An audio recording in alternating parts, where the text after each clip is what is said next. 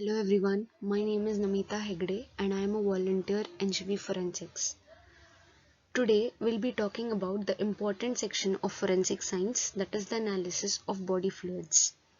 These are crucial pieces of evidence that are often left behind at the crime scene, and when they are handled correctly they can reveal a lot about what really happened in the scene of crime. Let us understand about the composition of body fluids. Majority of the body fluids are mainly composed of water, with around 50 to 60% of water to the total fluid volume. In addition to water, they also contain electrolytes, urea, glucose, hormones, oxygen and carbon dioxide. All these together play a major role in maintaining the physiological processes and the overall body temperature.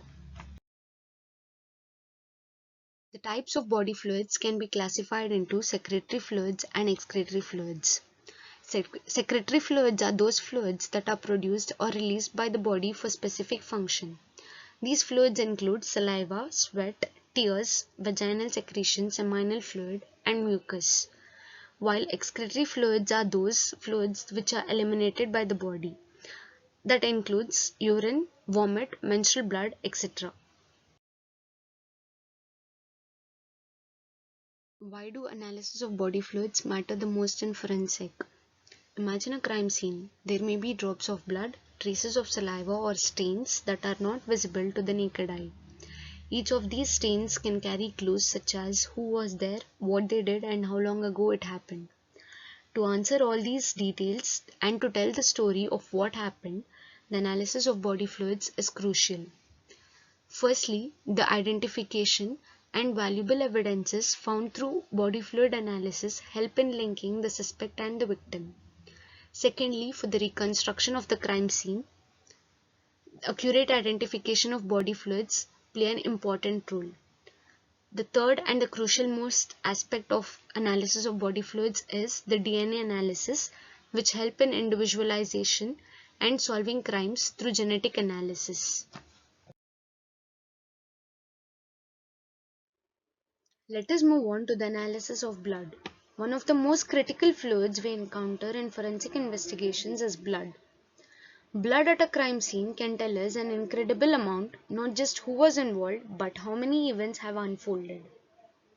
When analyzing blood, the first step is presumptive testing, which is a quick method that suggests the possible presence of blood without confirming it to 100%. Two of the most commonly used presumptive tests are Casimir's test, which is also known as phenolphthalein test, and luminol test. Let us understand the working principle of the Casimir test. The Casimir test is based on the peroxidase-like activity of hemoglobin, that is the protein present in the RBC cells. A suspected blood stain is treated with the chemical reagent phenolphthalein mixed with potassium hydroxide followed by a few drops of hydrogen peroxide. If hemoglobin is present, it acts like an enzyme catalyzing a reaction that turns the solution bright pink.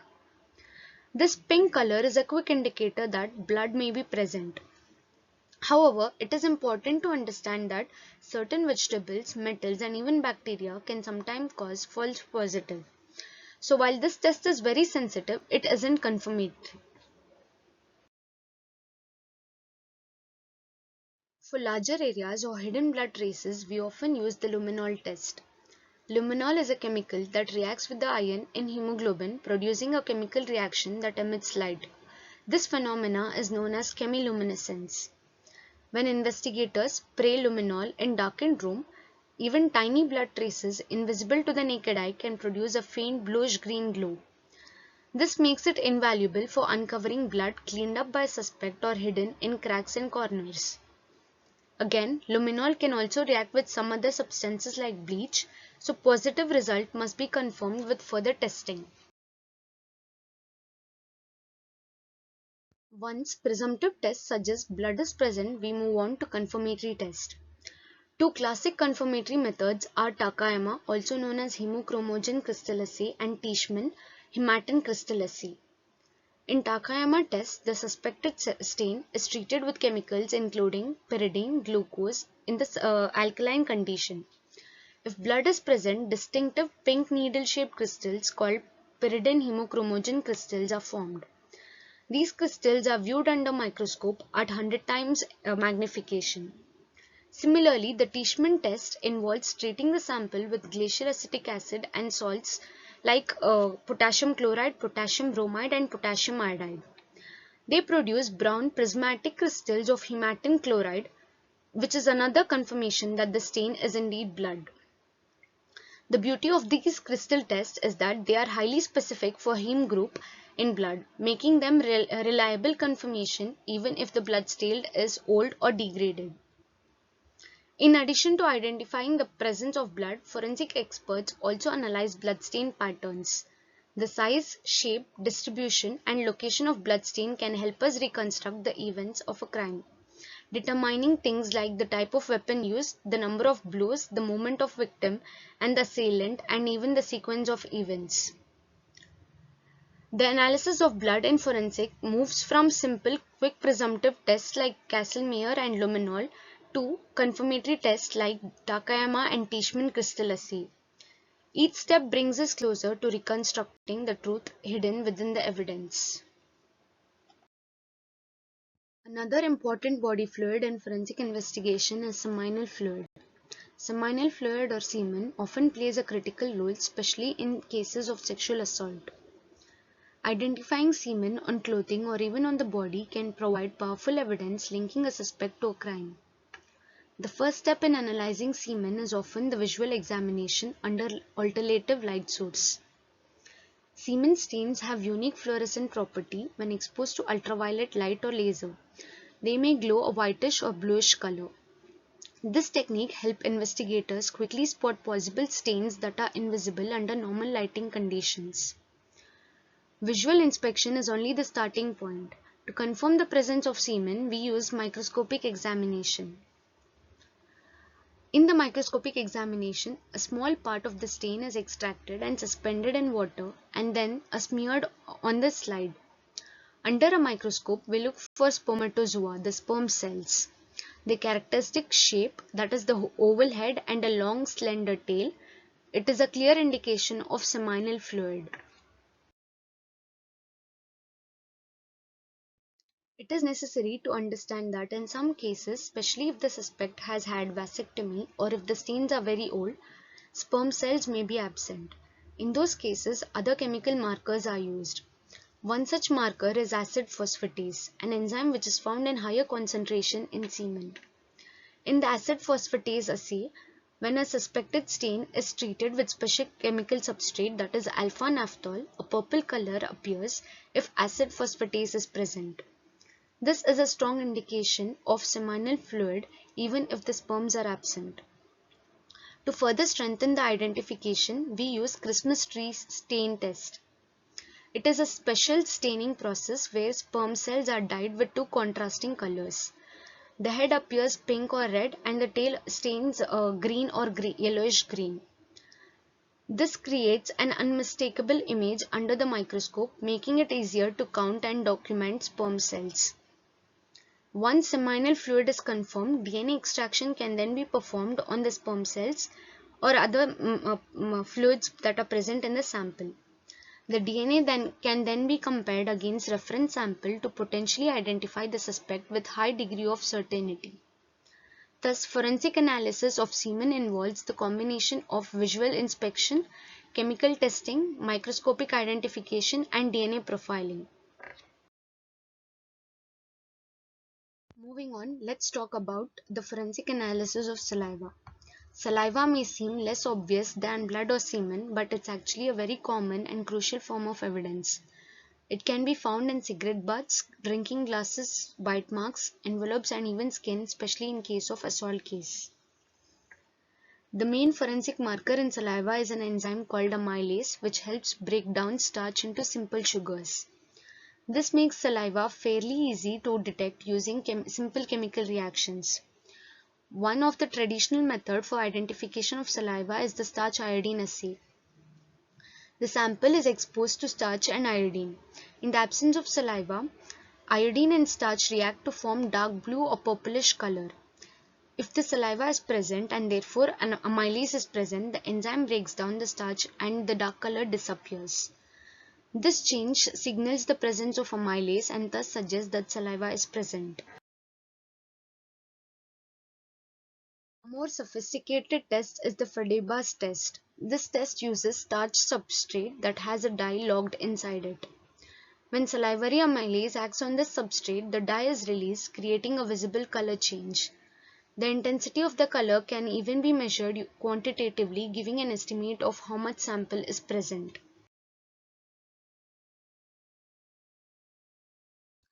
A more accurate and widely used modern technique is rapid stain identification test or RSID saliva test. This test uses monoclonal antibodies specially designed to detect human salivary amylase known as anti-HSA. It's similar to a pregnancy test, a simple strip where if saliva is detected, a pink line appears at the test zone and the control zone, while the absence of saliva results a pink line in the control zone only. It's fast, highly specific and portable, making it incredibly useful for field investigation. Overall, saliva testing demonstrates how even if the smallest and invisible traces left behind at the scene of crime can lead to strong forensic evidence when proper testing techniques are used. Let us discuss the forensic analysis of urine. Urine evidence is extremely important, especially in toxicological investigation. It can help reveal whether someone was under the influence of drug, alcohol, or other toxic substances at the time of crime. The initial method for detecting urine involves a simple odor test.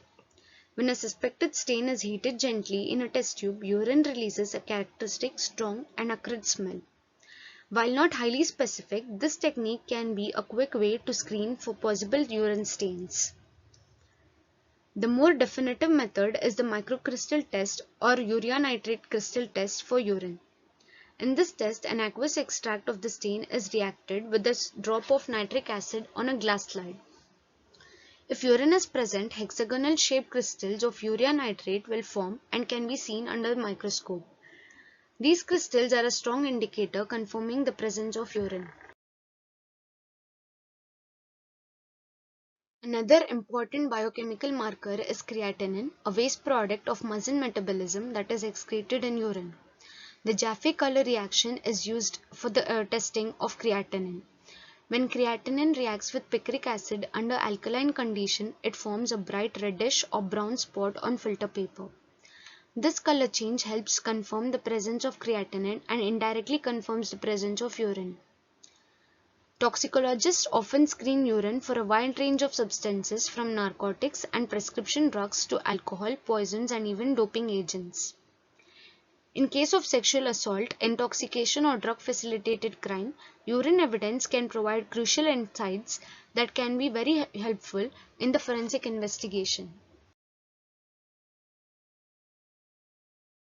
Let us understand the medico-legal significance of these body fluids. Body fluids aren't just about confirming someone was present, they help build a timeline, reconstruct events, and even exclude people. For example, the blood type analysis can help us exclude suspects or link victims and the suspect to the shared blood types. The blood pattern analysis can help us understand how an injury happened. Seminal fluid is a key evidence in case of sexual assault. The DNA analysis of the semen can help us narrow down the suspects, while the microscopic examination confirms the presence of the semen. Urine, on the other hand, might help establish whether a person was intoxicated at the time of crime and can help us detect the traces of drugs, alcohol, and other toxic substances, while the saliva can be the source of epithelial cells, providing additional forensic evidence in sexual assault cases. Let us understand the importance of collection and preservation of body fluid evidences. In forensics, how we collect and preserve evidence is just as important as the tests we perform. If body fluids aren't properly handled, if they are touched, left in wrong environment, or mislabeled, they can degrade, become contaminated, or even be thrown out by law. Thus, it is important to properly handle the evidences to ensure its integrity and admissibility in court. This includes wearing protective gears, using sterile equipments.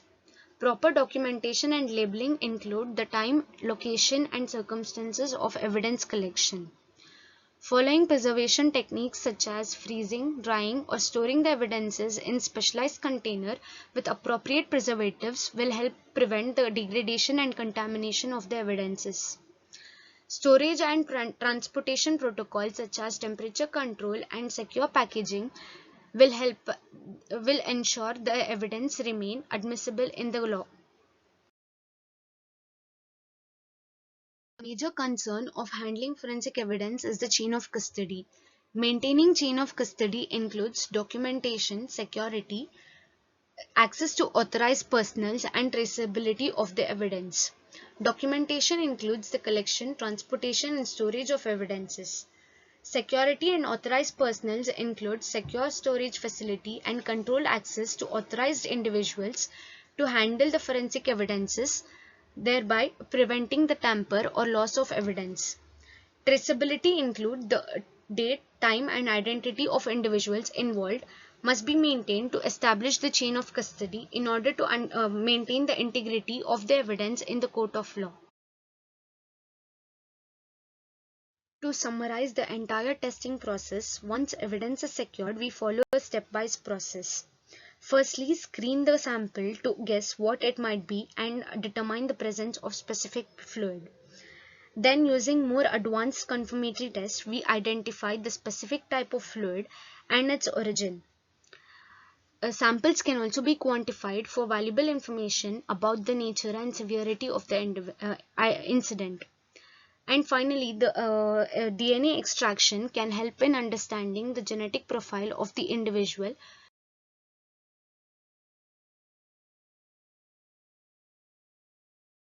Despite how advanced forensic science has become, we still face limitations. Body fluids degrade over time, especially if exposed to heat, sunlight, or bacteria, making it difficult to analyze the sample and compromise the integrity of the sample. False positive from certain substances can mislead initial results, and sometimes there is just not enough evidence to test properly and conduct comprehensive testing and analysis. That's why forensic experts must be cautious, combining science with good judgment. To wrap up, the analysis of body fluids in forensics goes far beyond DNA. It involves chemistry, microscopy, pattern recognition, and strict evidence handling, all working together to uncover facts when witnesses are silent.